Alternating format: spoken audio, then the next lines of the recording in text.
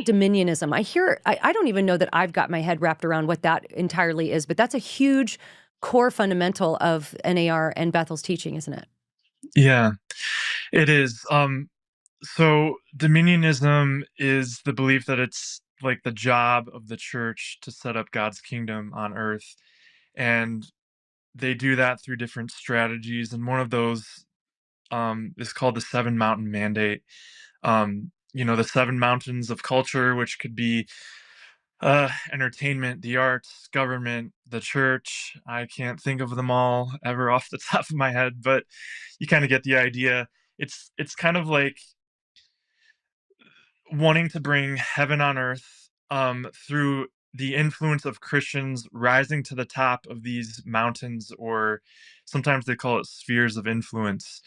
So in one of the episodes I did on Bethel, we actually see this in how it works out in practice in the town of Reading, with Bethel having a majority on the city council and then kind of forcing one of their people into the position of mayor in the city of Reading. Um, but beyond like the political and cultural aspect of this, at the root, um, this this kind of connects to the word of faith belief that when man was created in the image of God, God created man in God's class of being. It's kind of like Mm, the panentheism thing that you've talked about, mhm. where we're kind of little gods. And when God created us, he gave us authority over the earth, like an actual authority. And when man sinned, that authority was given to Satan. And then when Jesus came and died and rose again, he took back that authority or dominion from Satan. But now Jesus has given this authority to the church. And so it's almost as if God is no longer in control, but he's like delegated this authority um, to us. And now it's our job to kind of bring the kingdom. Um, there's this kind of belief that Christ is held in the heavens until like the church has kind of reached this a stage of perfection. So they'll say like Jesus isn't returning for a defeated church. And that perfection could look like in Bethel, it could be we need to achieve greater miracles than Jesus, or in IHOP, it was what they call the revelation of the bridal paradigm. Um, this is also called victorious eschatology. Um, Post millennialists believe this, but the NAR is kind of different in that the key difference is the apostles and prophets are kind of leading the way to bring God's kingdom through their revelation or miraculous powers. So it's really all about authority. Um, God's in their view, God's no longer sovereign or in control, but man is in control. And so Bethel will teach that they can forgive the sins of people, and that the forgiveness of nations and cities and people depend on our forgiving them. Wow. Um, that we're in charge of answering our own prayers, which is the craziest thing I've ever heard. But Bill Wow. Johnson has said that.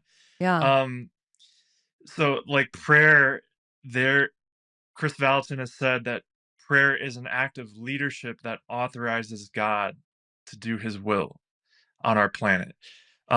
So it's almost Wow. like we're Wow. commanding God in a sense, which is really blasphemous, Yeah. um, that God would obey us in some way. Um, Really, the whole thing is a distraction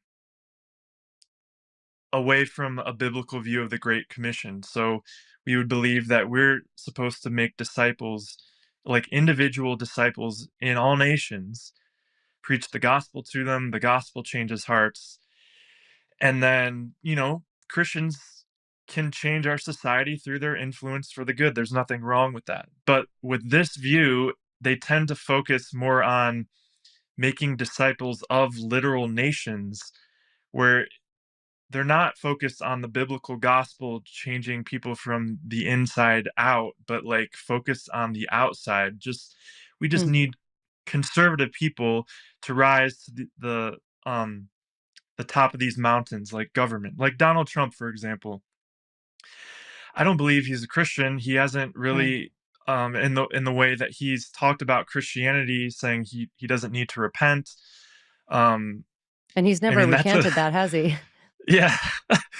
No, He hasn't repented of that. and even yeah, even recently, has just expressed that he believes that I think y good people go to heaven, bad people go to hell. It's not a biblical, understanding of the Christian faith.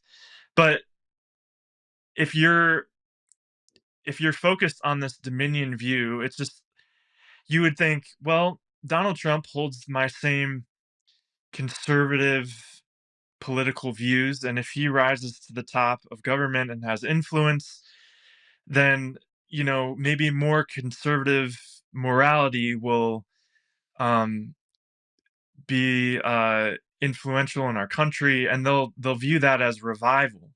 But that's not Oh, Christianity. Like right. that is just a moralistic Yeah, um, influence of maybe God's law in our government, but it's not actually like changing hearts of people through the right. gospel, if that makes That's sense. so interesting because, yeah, that actually connects some dots for me because I'm sitting here thinking, like, yeah, I mean, I want to see abortion go away. I want to see abortion become abolished. And I want Christians to be involved in politics and vote and use your voice, speak for the ones who can't speak for themselves.